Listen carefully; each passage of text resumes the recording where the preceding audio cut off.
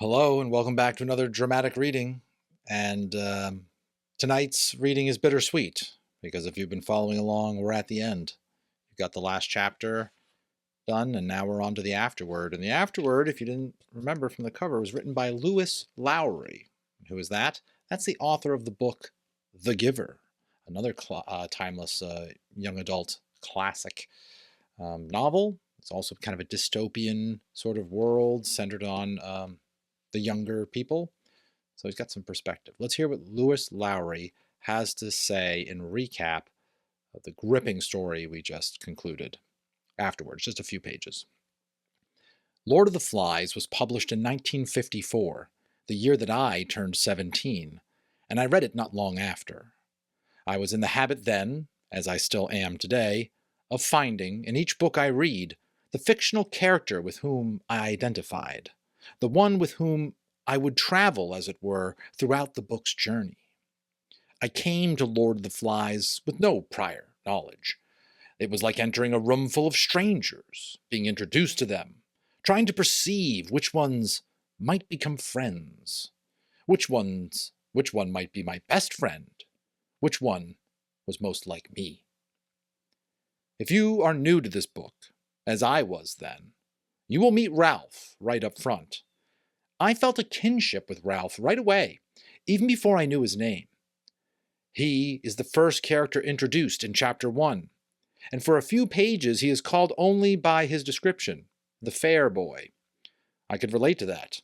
I was also a fair one, which I took to mean blonde, and though I wouldn't have thought this through at the time while I was reading, I was also fair.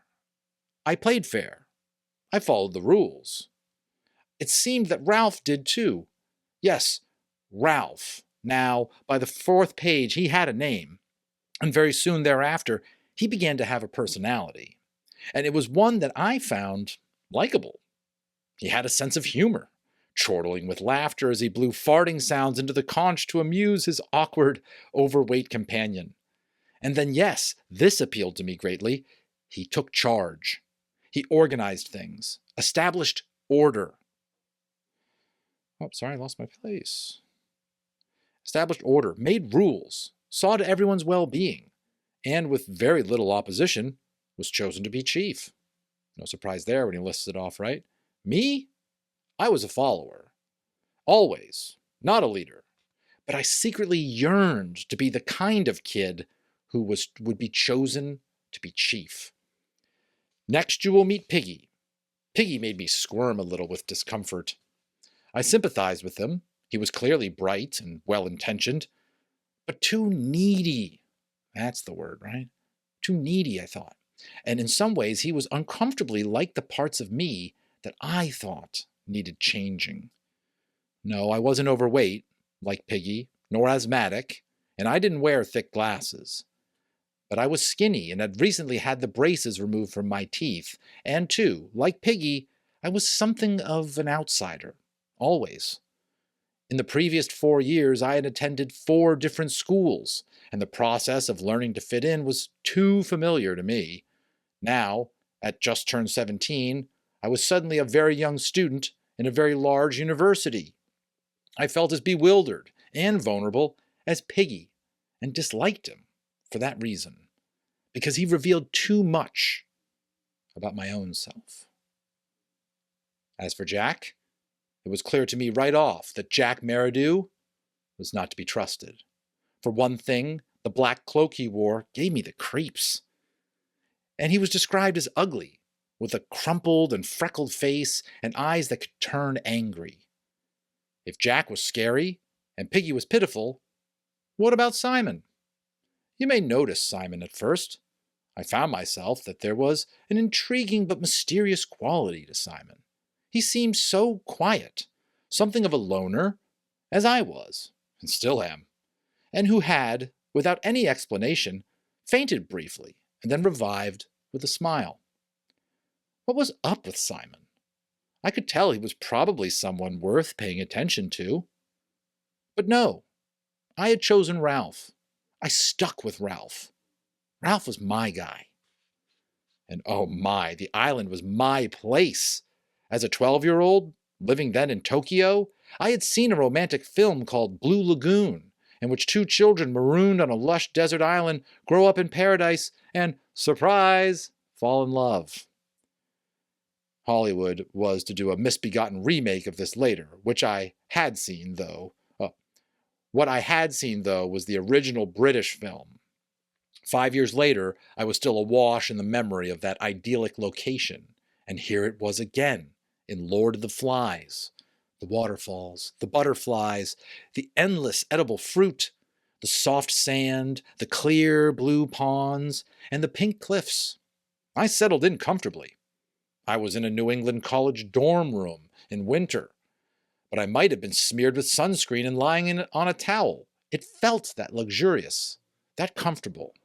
Until I have not been as jolted before or since by a shift in a book's tone.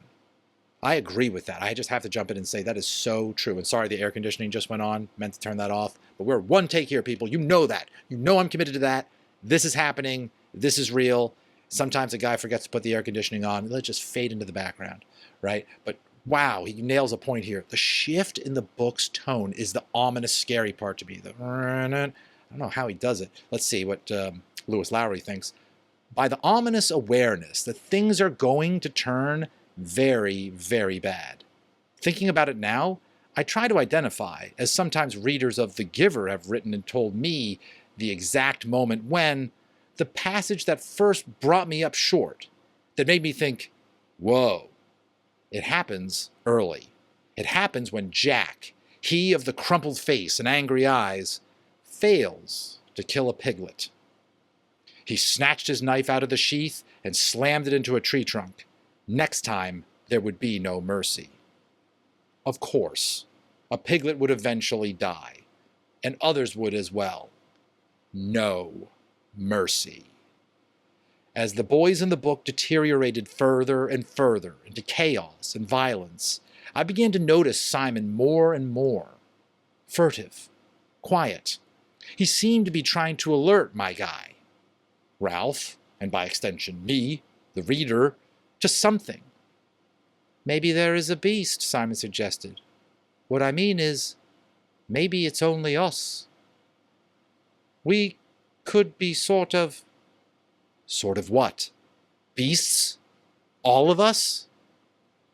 Today's young readers, inundated as they have been recently by violent apocalyptic books, probably cannot imagine the effect of Willian Golding's novel had on the innocent and introspective girl that I was then. Looking down from my dormitory room window onto a campus dominated by fraternities with their obscure, occasionally cruel rituals, Golding's fable began to take on a more complicated meaning for me. I was shocked, stunned, and rereading it today, more than 60 years later, in the midst of political debates and global saber rattling, I still am. I no longer identify with Ralph and his helpless attempts at order and civility. I no longer even pity Piggy, clutching at his broken specs and blindly following the nearest leader. I have little sympathy now for the smallest boys, the little uns, who march and prance behind whoever promises most. I can still muster up a little hatred for Jack Merridew, the soulless dictator, as he sharpens a stick at both ends in anticipation of impaling his next victim. So that's why I sharpened the stick, if that wasn't already clear. I'm left with only one character whom I loathe, and will always. He appears only briefly. I leave you to find him on your own. And he, above all the others, makes me question what is representative of civilization. A spotless uniform, a dignified posture, and a set of elaborate rules? How dare he? But as for the children, I find myself, if not forgiving them, at least despairing that circumstances led them to such a hell. I see all of them too often today, posturing for the cameras. My heart goes out now to Simon, who knew, who tried to say of the beast, "It's only us." And no one would listen. Lois Lowry.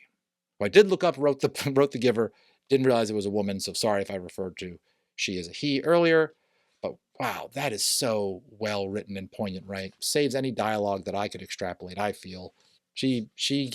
What she said, right?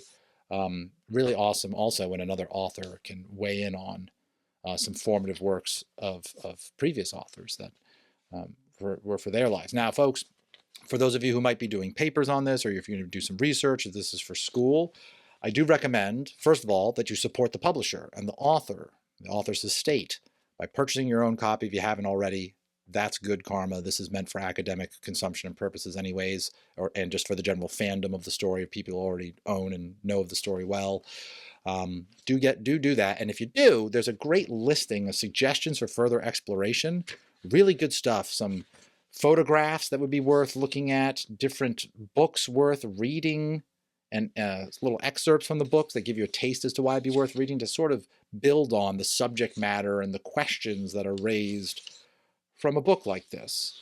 I think it's really worth checking out. I'll just do this for this last part. For instance, this is the last paragraph of the last page of the book. Allusions to Golding's work can be found in movies: Hook with Robin Williams, television, a stand-up comedy bit in Seinfeld's The Library, Season 3, Episode 5, the novels of Stephen King, and contemporary music. 3 of the most powerful and relevant songs that reference the novel include U2's Shadows and Tall Trees, that was a chapter title if you remember, Iron Maiden's Lord of the Flies, and The Offspring's You're Gonna Go Far, Kid. That concludes my read-through, folks. We made it through another one. What did you think? What did you think of Lois Lowry's sort of recap of it? What was your sort of take about the book? Is the beast in all of us? Is it in you? Is it, that type of thing? Who was your favorite character? Who was your least favorite character? I believe she was referring to the sailor or the Marine who showed up at the very end of the book. She said it was her least favorite because he kind of brought in, he assumed I'm the civilized one because I've got this uniform on, right? I think that's what she was getting at. If you didn't pick that up already, help you out. But do let me know your feedback. I always appreciate the encouragement. I originally started recording these for my kids, and then I saw that other people found it interesting as well. So it's just been a great thing to share with all of you. Hope you learned something from it. This book certainly changed my life, gave me a lot to think about, and I've carried this story with me my whole life, and I hope that you do too. And as always, we'll see you on the next one.